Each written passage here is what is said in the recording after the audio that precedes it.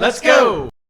An instant reaction. I think me and Paul definitely just watched the episode, so it's fresh in our minds. Jimmy watched it a little bit earlier. Want this to be a little bit shorter. We just want to spew everything that's on our minds out at you guys right now, because I don't know about you two, my jaw is still on the floor. A lot of stuff got answered. A lot more questions remain. Regardless, it set up the rest of the MCU going forward. I cannot be happier, to be honest, man. We had a million theories, and pieces of this theory, pieces of that theory had some merit. Some came true. We'll get into that in a second. But my gosh, Jonathan Majors as Kang. I love him. Ooh. Oh, yeah. Okay. Well, that was a big question right out the gate, because I'm like 15, 20 minutes off of watching this episode, and I'm still like fucking shaking my leg. Like, I was so glued to the screen. So it's Kang, confirmed. You just said it. He never says his name is Kang, but he did say I've been called many things, and one of them was a conqueror. Yeah. So right. This is what we know. Obviously, we know Jonathan Majors is cast as Kang in Quantumania. So we're gonna go off the fact that it's probably gonna be a variant of Kang. So the Kang that we met is actually the good guy Kang. And that answered one of our questions that I was having last episode. I was saying, how is this going to happen if this is Kang? They're not going to throw down because Kang has to survive. Well, geez, they gave a perfect answer to that question. There's variants of Kang, and how the hell did we not think of that? There's variants of Kang, and some of them are evil. This one was not, to our knowledge at least, but Kang the Conqueror is coming. But this Kang is the Timekeeper Kang, and my gosh, we're going to see, I'm guessing, an evil variant in Quantumania. He was unbelievable on the screen. I couldn't get enough of him. His personality, his whimsicalness, like, he was so good. And I am so excited to see more of him now. Quirky, mercurial, I guess you could say. Even my roommate loves Lovecraft Country on HBO Max, and apparently he's the lead in that. Guess parlayed that into this role, but he absolutely killed it. All of the above. Yes, I'm so excited for him to be a feature role going forward. And in this episode specifically, yeah, my eyes were glued to everything he was doing. They're really going off with this Kang thing in a way where he will probably be a huge phase villain for whether it's phase 4, phase 5 and on, or just phase 4. He's a Thanos level villain. I mean, Kang is a Thanos level villain in the comics, and the way that they're making him come off as just the one we've seen, and knowing that there's going to be evil ones coming, he's going to be a big dog. I can't wait, man.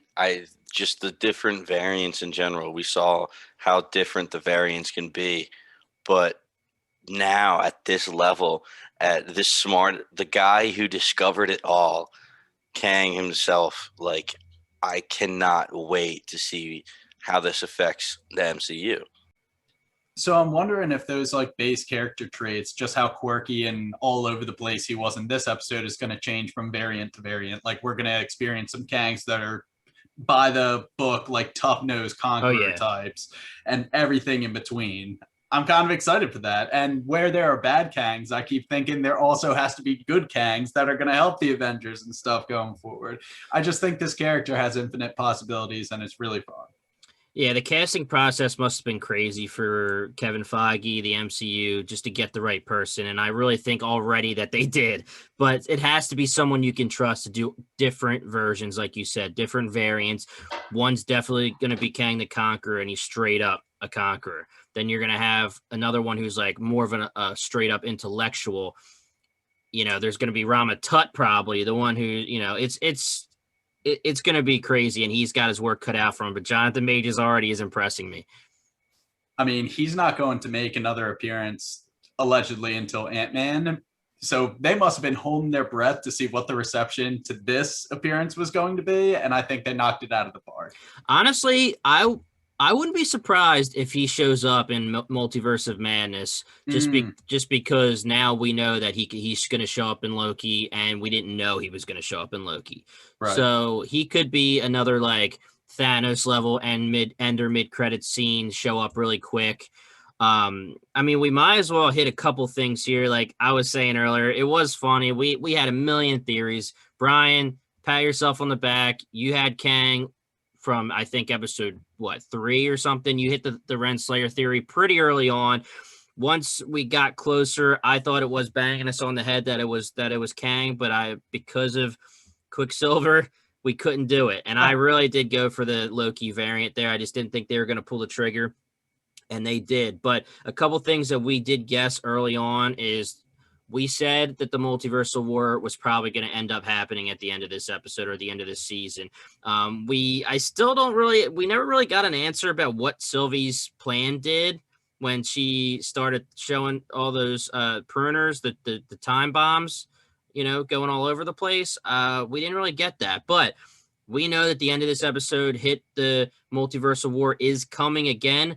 I had the theory last episode that maybe Kang was imprisoned because he caused the first multiversal war. Well, that was wrong, but a little bit right, because he did cause the first multiversal war. All of his variants were the big issue.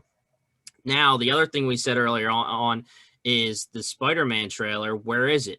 Well, we were all saying that probably Loki is going to be holding us back. And now that Loki's done, we might be getting it, because if you don't think this has anything to do with Spider-Man now, you're crazy. We're going to have variant Peter Parkers.